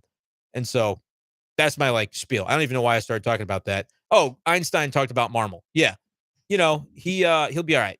Let's get the likes up to 60. I think we've got enough people in the stream still to do it. And if you want to be a chatter, you can be a chatter. You just have to subscribe to the Brendan Schaefer YouTube channel. And within 60 seconds, YouTube will let you join the live chat. With Newt's at bat against a lefty in the 6th, I think it's time he leads off every game from here on out. Keep Edman in the 9-hole. Love Newt batting off. Leading off. That's from Rhino. I think I kind of agree with that, honestly. I think it'll take pressure off of Edman, too. He hasn't been great in the leadoff spot against lefties necessarily, even though he has historically killed lefties. 1 for 5 today. I don't know when that hit came. I can't remember offhand. But I kind of agree with that. Let Newt cook is kind of the way I would go. That's a great point. And it's very counter to what you think they want to do because they're very splitty. They lean into the analytics and stuff like that. But yeah, Nootbaar has really shown just a really good ability to take good ABs no matter who's on the mound. I've been impressed. And I raved about him earlier in the stream. So if you missed that, scroll back. And by the way, check it out on Spotify. I'm pretty sure, let me double check. Yeah. We're still recording on my Audacity on my laptop. So this will be on Spotify, audio only, if you don't want to rewatch the video tomorrow for anything you may have missed. That's always an option as well. Be Shape Daily is the name of the pod. So check it out on Spotify and Apple Podcasts. Honestly, biggest thing I got to ask about Cabrera is why Dusty Blake didn't pull up. I get Ollie not taking him out, but I don't remember Blake coming out. Yeah, Einstein, I don't either. I'll admit I was kind of doing dishes, so I was running back and forth during that part of the game. But I don't. It happened really quickly. So if Blake came out, it was only for a moment. But I honestly can't remember. It kind of feels like he might have. If he did, I'm misremembering it.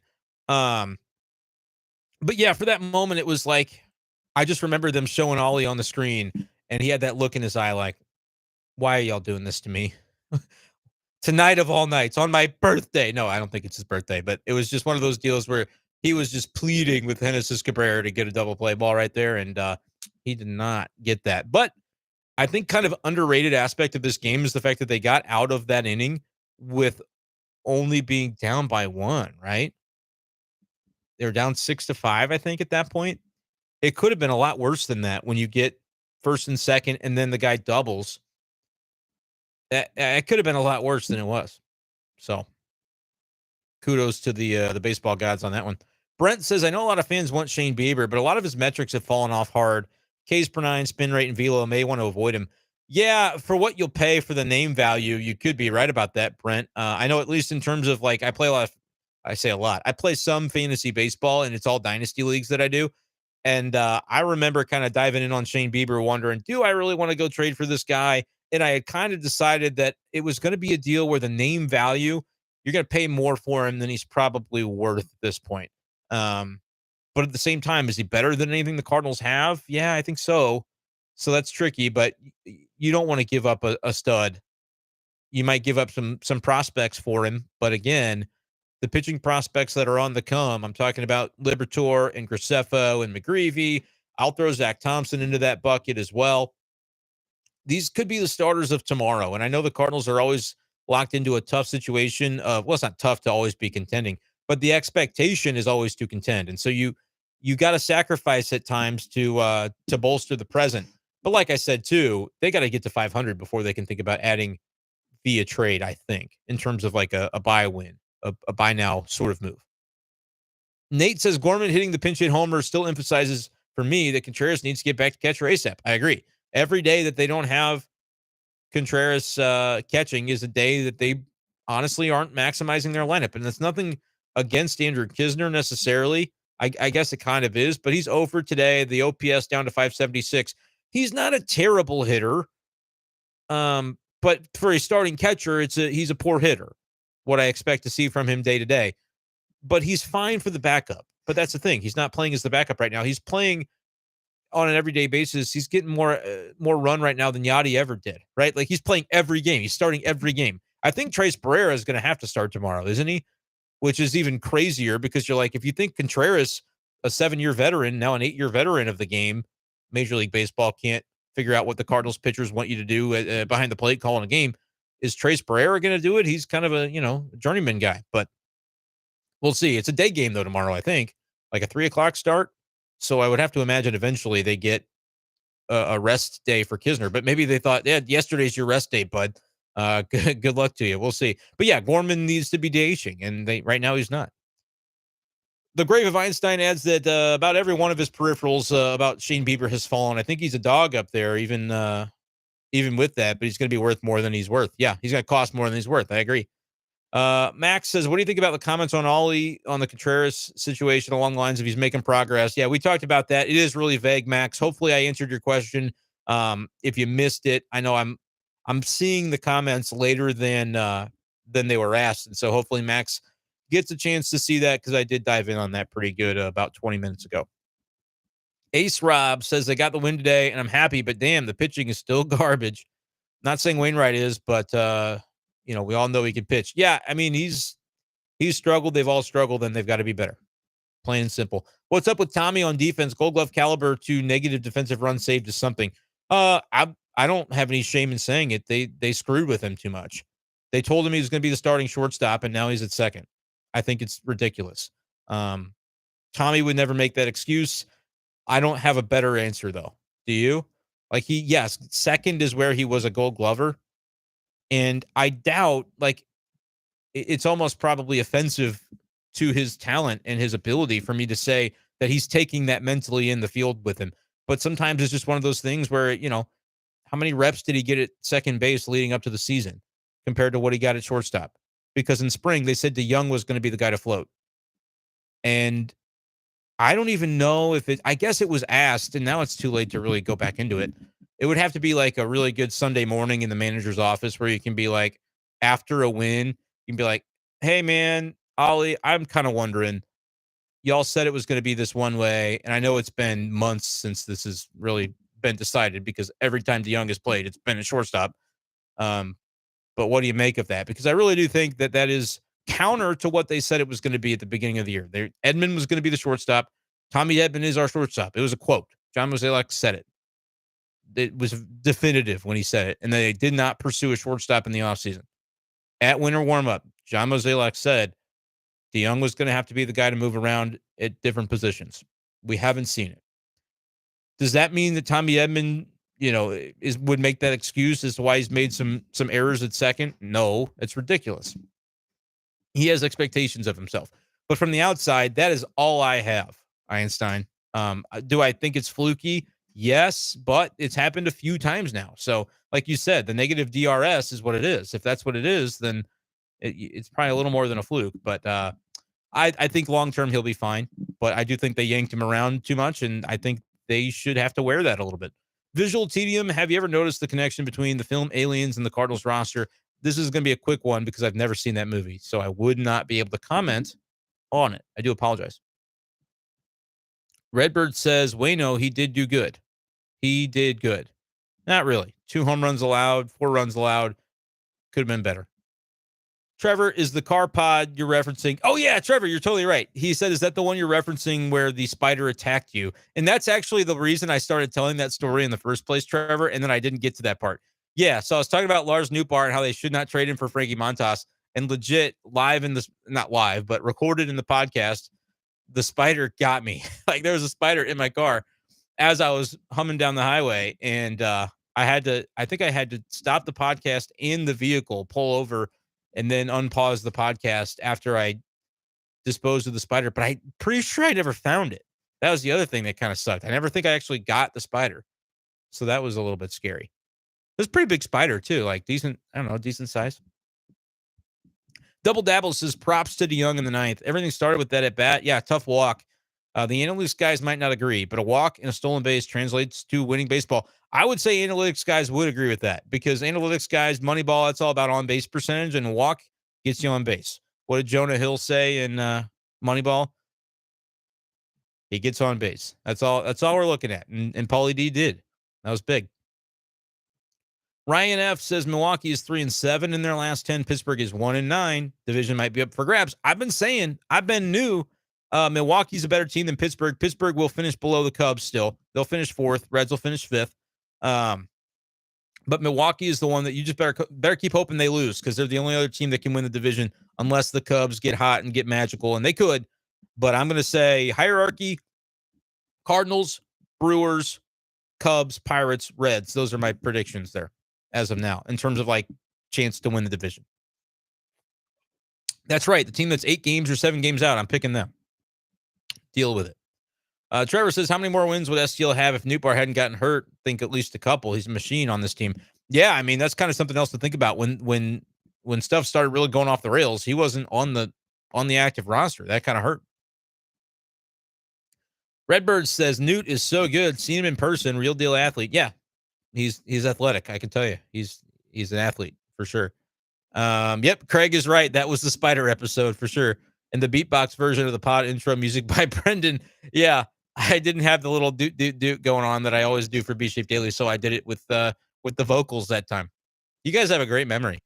Number 5712. What sucks about the rotation struggling so much is that instead of this being a year where some young guys are adapting to the majors, it's just a bunch of older guys being bad with no upside. Oh, yeah. I mean, they got a lot of veterans, but here's the good news about that. I mean, I guess I say good news. They don't have the same rotation for 2024. Like, no Flaherty, no Montgomery, no Wainwright. So, yes, it's a bummer that young guys aren't getting experience right now in preparation for probably taking over a brand new rotation next year in a lot of ways. But the guys who are old, you called, and aren't pitching well, more than half of them won't be here next year. So, there you go. Max says, yeah, no way they go back to Helsley, giving them 1.2 tonight. Yeah, I agree. He's gonna be a no-go tomorrow. So it'll be up to Gio. You might see Verhagen in a situation where it's a 1-run game. They might have to after, Palante goes, and although Palante is more of a lefty. But I think James Nail is still on the team. He's not really a leverage guy. Kind of weird that they don't have Zuniga out there because I could have seen him getting into leverage, but they sent him out for Nail or for Wainwright. I kind of figured Nail would be the one to go. But Nail, they probably would have to DFA, I think, technically, and then he would have to clear through waivers like Motter, but it happened last year and it worked out. But nevertheless, Brandon says he didn't watch the game, but looking at the highlights in the 9th inning save, I wish I had, I guess. Always hard to win at Fenway, no matter how the Sox are doing. It's a big win. Hope they get another streak. Yeah, I guess for Helsley, that's not a save, right? That'd be a win because he came into the 8th. And so for fantasy purposes, if that's what you're talking about, no save for Helsley, right? Hunter said didn't get to watch. Looked, Nolan went 4 for 5 with a homer. Breakthrough game. Yeah, it looked like it, Hunter. You could go check out the StatCast. It was like 108, 105, 104, 105. I mean, every batted ball, he thumped them. So good to see from Nolan for sure. Joe said tonight's game was one where I was happy we won, but also annoyed. I told my wife, I said, it's going to be a good stream tonight because I said this before the end of the game, like top of the 9th, they were still batting. I'm like, people are going to be happy as long as they hold on to this win, but there will still be a lot of things to ask and talk about that people are going to be pissed off about. So it's going to be a good stream. Like, y'all get more animated when they lose, but tonight you got to be animated about the bad stuff, but also enjoy a win. So it was kind of a perfect storm for the stream, which I think has gone really well. So appreciate you guys being here, and make sure you subscribe before you head out if you're getting tired on a Friday. It's not even 11 o'clock though. Y'all can stick with me a little longer here. The Grave of Einstein adds, I think the pitching is going to regress positively. It's never going to be good, but it's going to be good enough. Yeah, there will have to be some regression to the mean, I think, but how far does that carry you? Like, are they like the 23rd best rotation right now? I don't know what the stats would say ERA wise. I can't imagine it's much better than that. Could they ultimately be more talent wise, like the 14th best rotation? I think that's very possible. Especially the more Wainwright can dial it in, that helps you. But that's not playoff caliber, right? Only 12 teams make. No, is it 14 now? I can never keep it straight with MLB expansion. Nevertheless, that's not going to be the unit that carries this Cardinals team, is my point. So they got to get it from the offense to the bullpen and the starters, at least getting as good as they can be to allow the other units to maximize what they're able to accomplish.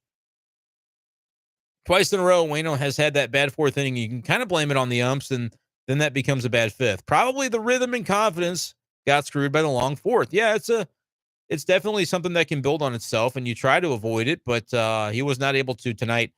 I'd have to go back and watch those pitches on the back-to-back homers in the fifth. That was just kind of wild that happened to him. All bad things come in threes, so be prepared for next time. We'll see. I think he can get back on the horse. Seth asks if this is the best that Hells has looked. He looked really good tonight, but he's nasty. Like, don't forget that he's nasty just because sometimes it don't work out. He's nasty, but he did look really good, Seth. You're right about that. And Paxton surprised Einstein today. Hasn't had that velo since 2017. I heard that it was the first time in his career where he struck out the side looking. All three strikeouts were looking. I forget what inning it was, like third or fourth or fifth, one of those. And then I got to wondering, like, how often does that happen at all in baseball? He had thrown, 790 career innings and had never done that. I'm like, I would venture to guess that most guys have never done that. How often do you see three strikeouts looking in an inning? Strike out the side. But nevertheless, Max liked my joke about Palante getting some barbecue in him. It's not to say you can't get barbecue in St. Louis or, Kansas City or, Boston probably is not huge on barbecue, but if they ever expand to Austin, Texas, you can get some actual good barbecue down there. Hey, oh, no, I love St. Louis barbecue. I'm just playing. The case of Oliver Marmol proves that if you win games, nobody questions what you do as the manager. It's exactly right. Like somebody in this stream literally said he pushed all the right buttons tonight. And I talked for 20 minutes about a button that you could argue he didn't push right. And nobody seems to care, which is good. I think they could, Ollie could use a break from y'all for a minute. But it's crazy because if the game had been lost 6-5, that's all we would be talking about. So it's kind of funny. We can admit that, right? We can admit that. We can have a sense of humor about things. Andrew says, you think Wilson wasn't calling pitches in Chicago? Is there a chance he's never called pitches and the Cardinals didn't know it? Oh my gosh. It's not impossible. I need to do some digging on that and see if that's possible. I didn't even think about that, Andrew. Because how embarrassing would that be? I'm going to say that's almost too crazy to be possible. But I love that. Like, what the Cardinals have allowed us to do is speculate, right? If they don't tell us what's actually going on, we can speculate. How crazy. There's no way, though. I'm going to give the Cardinals front office more credit than that. There is no way. There's no way. How funny would that be? That would be an all-timer if it was true, Andrew. And that's my favorite question of the stream, but I think that's not. The Grave of Einstein says the Cubs pitchers were just throwing whatever, and Wilson had to catch it. That's why his framing sucked. He didn't know it was coming. That is really funny. That's the hardest I've laughed since yesterday when my co-host said the Cubs batters knocked up Jordan Montgomery when he meant to say knocked around, which again, at KTGR Big Show on Twitter. If you give our show page a follow, that makes me look good, helping get us more follows. But check out that video. It's just like a quick 90-second audio clip. If you need a good laugh, you'll get one there. But that's good, Andrew. I like that question, Andrew. Thanks for joining and asking that one. I know Mo got away with it. I saw him how he got away with it. I saw him on the tour, and he was a very attractive man in person. Okay. He smiles, and you want to be like, yes, Mo, I am fine if Contreras doesn't catch anymore. He's a stylish man as well. We always, the bow tie is what he's known for, but very, very sharp dresser, snappy dresser. I wish I had the confidence and the money to dress nice like Mo. Instead, I wear Bucky's t-shirts. I get by. Aaron says Wheeler has made a good point on Twitter about how Flaherty, Michaelis, Matz have all been the main pitching problem. So if they felt they needed to fix something with Wilson, they should have DH'd him for just those starters for a while. Yeah, I could also see that. I could see that argument. Like I said, Wainwright calls his pitches. So even if that conspiracy was true, about Wilson not having a lot of familiarity calling pitches, like Waino could call him for him. So you could do that. Why does Waino keep getting screwed? Preston wants to know. Twice that a missed call by an ump led to runs. Yeah, he's getting screwed a little bit. That excuse, I call it an excuse. It's a fact. Like the ump was squeezing him. But that line only is going to work so long. And Waino doesn't want to make excuses about the umps. But like he's kind of going through what the whole Cardinal season was there for a while of like if anything could go wrong, it would go wrong. And he was kind of getting the bad bounces and stuff. And he's only had 2 starts. So sample size will catch up. And I think ultimately it'll be fine. Preston also adds that Newt is the real deal, most clutch player on the team. He very well might be. He very well might be. Ryan Sieg does not want Bieber for the Cardinals, which he did say the other night. That's true. Einstein wants me to respect the name Connor Thomas. Is he the only Memphis starter that I didn't name? And I like Connor Thomas a lot. He's a good dude. And I do think we'll see him at one point. And I hope we do. But I think I named all the other Memphis starters of the current rotation except for him. So that's fair. At what point do we start thinking about what it would look like for the Cardinals to be sellers at the deadline? Aaron, we don't, especially after 4 out of 5 wins. But they do have interesting pieces that they could turn into prospects. Monty, O'Neill, relievers. You didn't say Flaherty, and that one is true as well because he's on an expiring deal. And maybe Edman. Edman, I wouldn't want to trade because he's, even if you're selling, because he's not like close to expiring contract. He's got more years of team control left. O'Neill would have to hit better to reestablish value, but yeah, he could be another guy because he's only got next year left before he's a free agent. And Aaron also wants to know about the Foul Territory interview. It's a podcast where Zach Gallen was on there talking about getting traded from the Cardinals.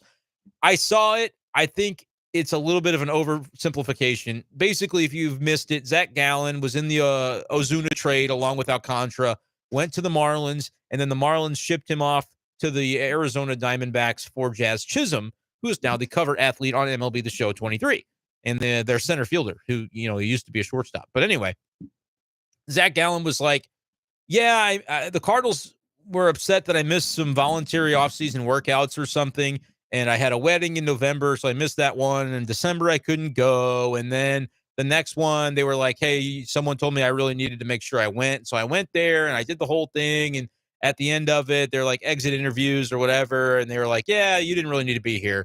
And so that was weird. But then he said when he left, he got a text that he was traded like the next day or something.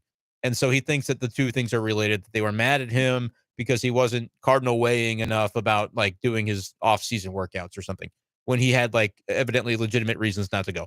I think it probably happened, but I also don't think it's why he was traded. I think the Marlins probably wanted Zach Gallen. And the Cardinals probably said, well, we prefer to keep Flaherty and Hudson so you can have Gallen. Like whatever the way the negotiation went down, I don't doubt his story. I don't think it was why he was traded. I hope that makes sense, Aaron. That was my impression anyway of watching that clip. Aaron also says what I hear a lot of talk about what pitchers say they should have signed in the offseason, but we really should be talking about how they should have signed Scherzer instead of Matz. Yeah, they should have signed Scherzer like 3 different times in their history, and they didn't. So yeah, they should have ponied up for Scherzer.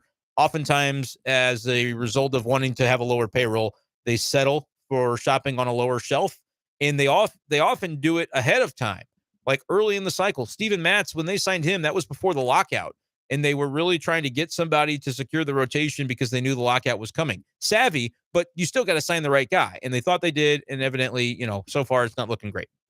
Gorman needs to play every day. I get it. We've talked about, that situation. They think they've got better guys to take at bats against lefties right now. But I understand it, Ryan C. The grave of Einstein, I always thought that the Cardinals thought highly of Gallen, but then thought very, very highly of Ozuna. I think it's less about Gallen than Gallen says. Right. I don't think the Cardinals thought very highly of Ozuna, and I know they don't now after actually getting to experience him in person. I don't talk negatively about too many people, but you know the deal. But I think they wanted Christian Yelich, and Mo did not call the bluff. And they said, well, we already told everybody we were getting an outfielder, so what do you want for Ozuna? They get Ozuna, and I think Stanton had rebuffed them, right? Didn't want to come. And so they get Ozuna, and then what do the Marlins do?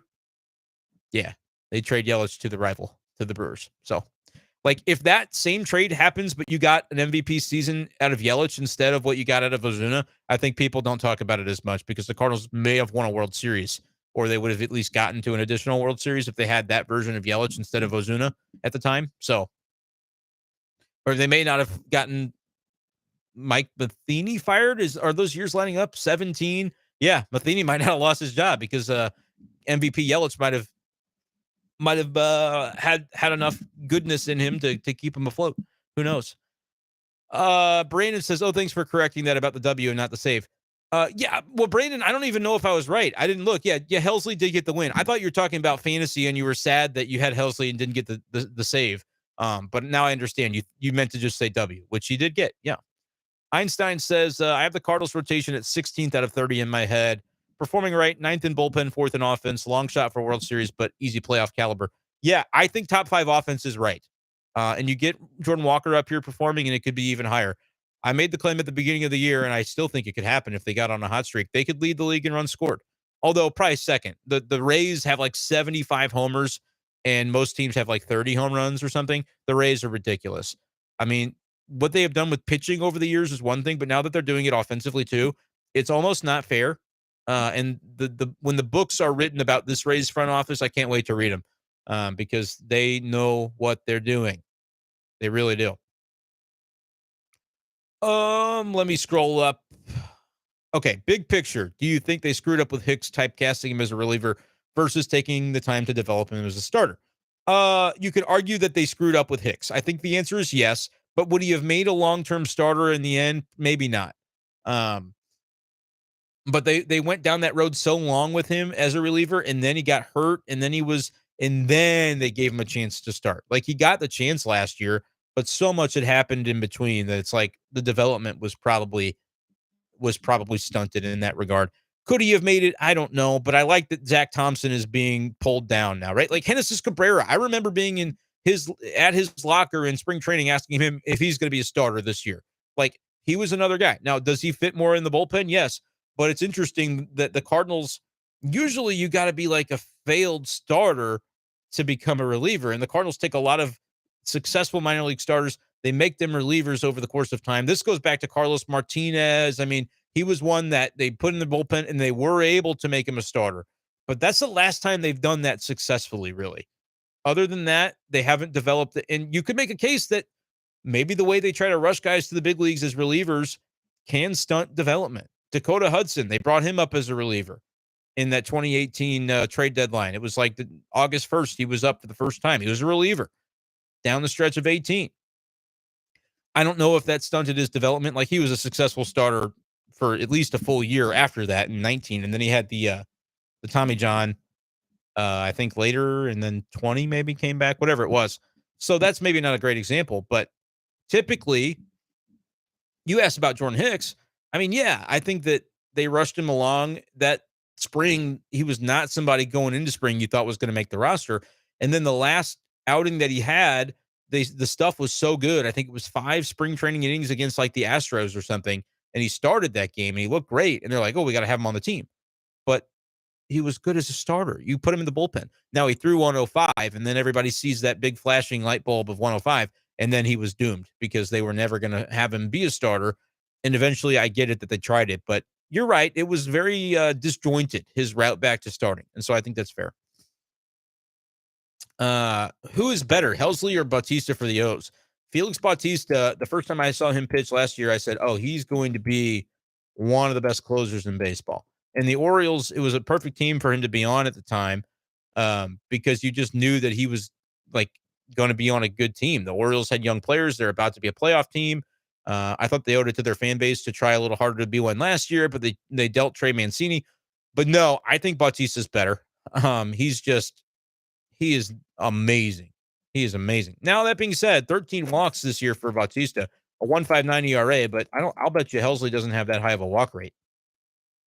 30 Ks for Bautista as I kind of look up the numbers here a little bit. Helsley's only got 17 strikeouts in 14 innings. So, like, here's what I'll say. Bautista, much more dominant. Much more dominant. I mean, the strikeout, the Ks per 9 is overwhelming in his favor. But I think Helsley, I don't think it's that cut and dry. Like, only 5 walks in 14 innings. Bautista a little more erratic, so there are going to be times where you have to pay for that. And still 10.7 Ks per 9 for Helsley this year. So I'll lean Bautista, but I wouldn't trade Helsley for him. I would say keep the guy you've got, unless you're playing MLB The Show and you just want to use a different player. I think they're both two of the top closers in baseball, though. Continuing on Wilson never calling games. This is Trevor again. He was at his best when the whole staff was veterans. There could be validity to this. Again, we don't know that he's never called a game, but I think it's was funny, and I would like to find out for sure that he has, or the extent to which he had. But I would sincerely doubt that that's even possible in this day and age. First Ryan F. Mosaic is not doing his shopping in STL. That's not true. There's a lot of good high-end stores in like the I don't know. I forget the Frontenac. They've got stores over there, right? Then there's some good malls. West County Mall. I like West County Mall. They got some nice stores. Ryan C misses going to Busch Stadium and having an ace. This year's different. It's just sad. Yeah, well, we'll see. I mean, right now they don't have an ace. They have anybody performing like an ace. That's true.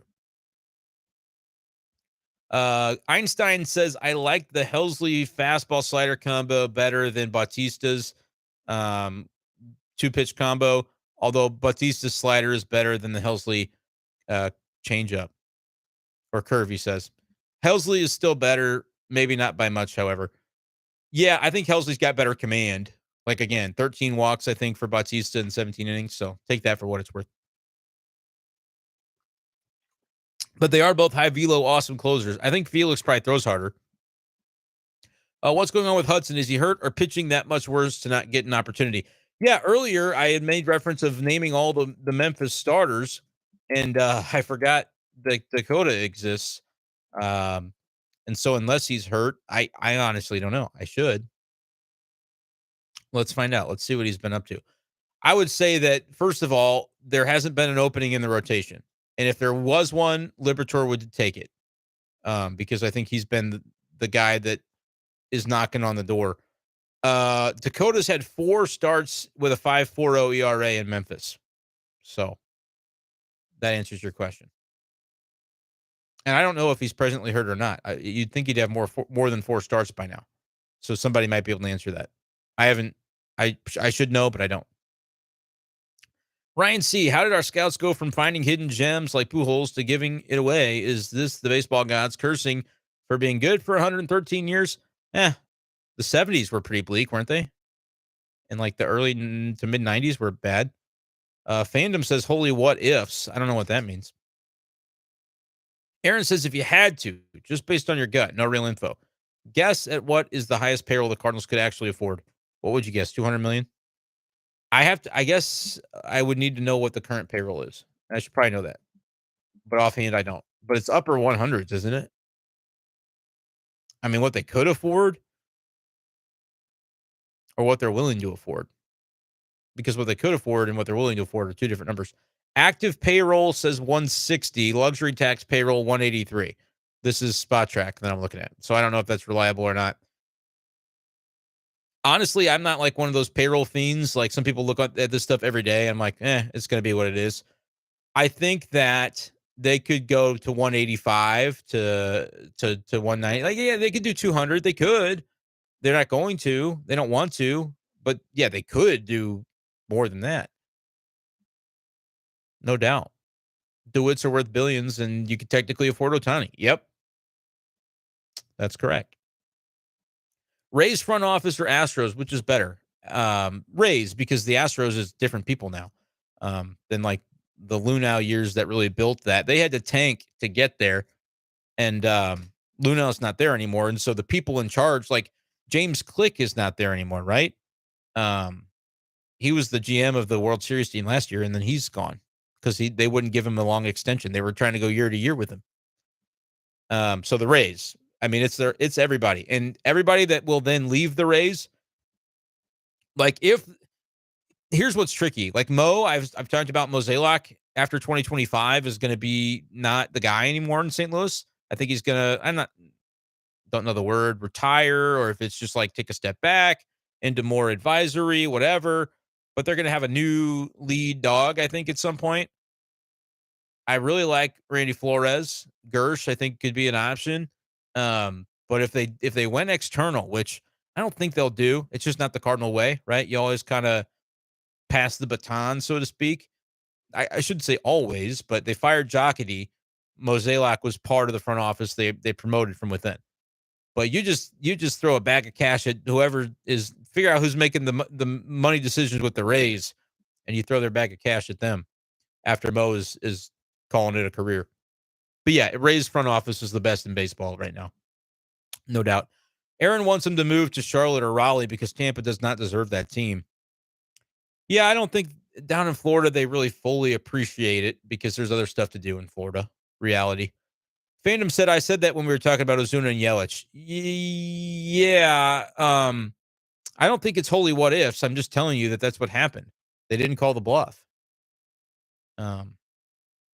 Yelich was, if they would have just said no, we want Yelich, and they would have said we're not trading Yelich. Fine, okay, have fun with your outfield of a team that you're trying to rebuild, and then they would have traded Ozuna somewhere else, and then they'd go, well, now Yelich demands a trade because he realizes he's on a sinking ship, and so yeah.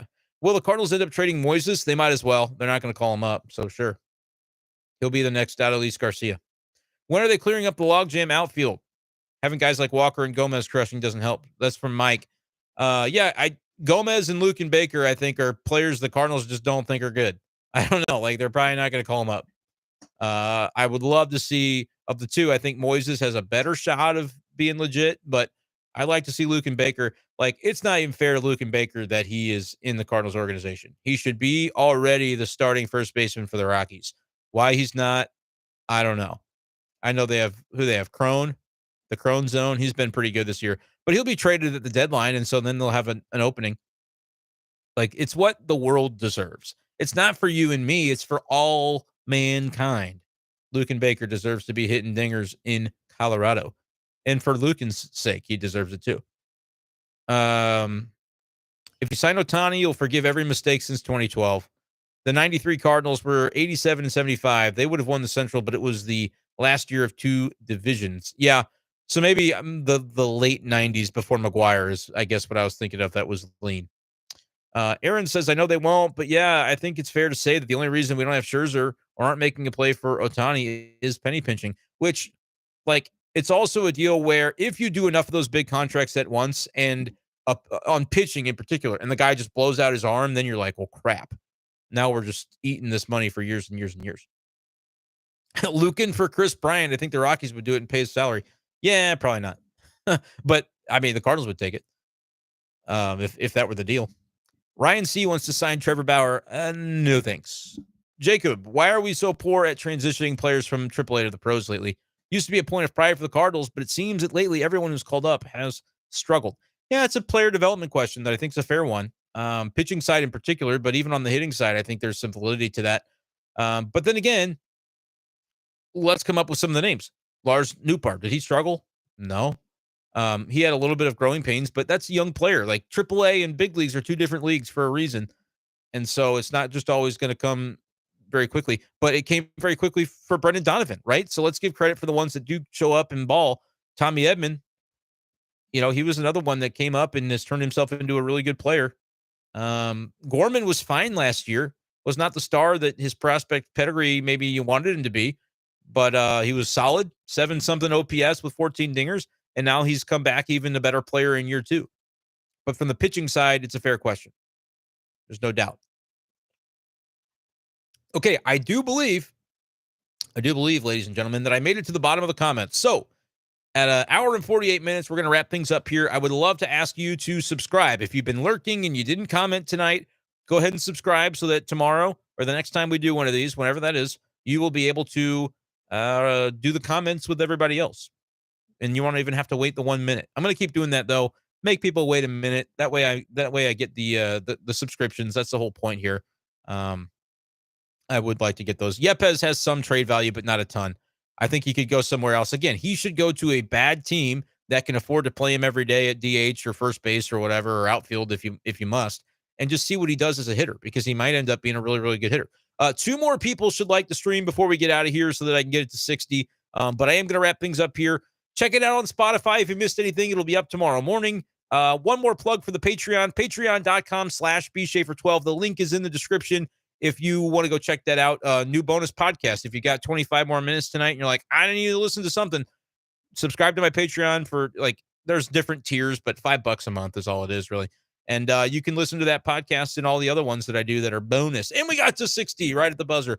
So thank you guys so much for joining me. I appreciate y'all hanging out with me for a couple hours tonight for this edition of B Shape Daily Live. We'll talk to you next time. Peace.